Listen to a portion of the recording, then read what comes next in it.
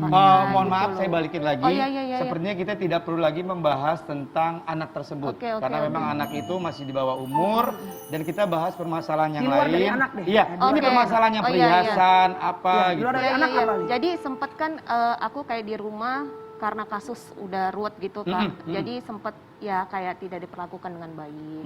Nah akhirnya barang aku sempat dikeluarin, aku juga sempat ada video kan, sempat videoin semua. Nah, akhirnya aku sempat ngomong karena aku tidak bisa face to face ketemu sama dia, setiap aku ketemu dia menghindar. Jadi aku WhatsApp, tolong deh kalau misalnya aku barang-barang aku dikunciin semua di atas, aku nggak bisa ambil, dikeluarin deh gitu loh semuanya. Jadi aku beli dus. Nah, aku sempet rapihin gitu loh. Jadi dari situ Kak, jadi kayak bola salju gitu. Akhirnya karena waktu itu masuk gugatan cerai, aku nggak. Itu masih proses sidang tuh ya? Iya masih. Jadi aku ingin keluar karena nggak betah gitu loh di dalam rumah kan harus diperlakukan seperti itu. And then aku bilang sama lawyer aku minta tulis surat.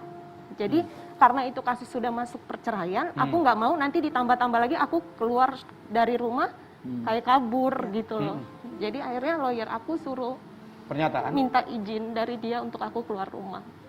Oh jadi memang akhirnya Li yang memutuskan untuk keluar dari rumah. Kenapa udah nggak tahan lagi kamu? Tapi udah berusaha untuk ngobrol heart to heart sama mantan suami juga? Udah. Jadi masukin gugatan cerai itu aku sempat datengin dia. Karena kan aku tidur kan di atas dan dia kayak nonton TV di bawah. Dia turun ke tangga bawah gitu. Nggak mau duduk gitu loh. Maksudnya face to face. Kenapa? Untuk diskusi? Iya. Kenapa ketika belum mau balik, aku yang jadi sasaran gitu loh. Kenapa seperti itu? Kalau bisa melihat, kenapa akhirnya Okan bisa melakukan hal seperti itu?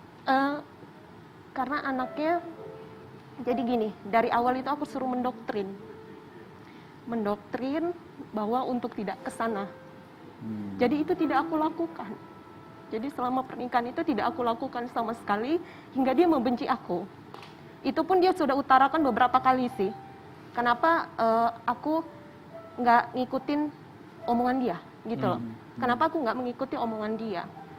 Akhirnya jangan sampai, ini sebenarnya dia udah ngomong sih Mas Ramji beberapa kali, jangan sampai nanti ketika di sana nggak mau pulang lagi gitu loh. Karena aku tuh kalau ketika bicara dengan sang anak, aku selalu bilang kalau kapanpun kamu mau ke sana, it's okay. Mami, it's okay, nggak apa-apa gitu loh. Karena kan ini kan selalu berdua sama aku, bapaknya kerja, yang di sana juga susah untuk bertemu gitu. Jadi setiap hari komunikasi kita itu baik banget. Nah jadi aku sempet shock dan kaget.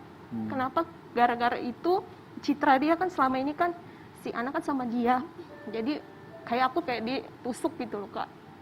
Diceraikan itu kayak ditusuk seolah-olah dikena di aku semua. Sedangkan laporan itu saat itu aku dan Okan tuh datang berdua BAP bareng. Jadi bukan ditujukan ke aku.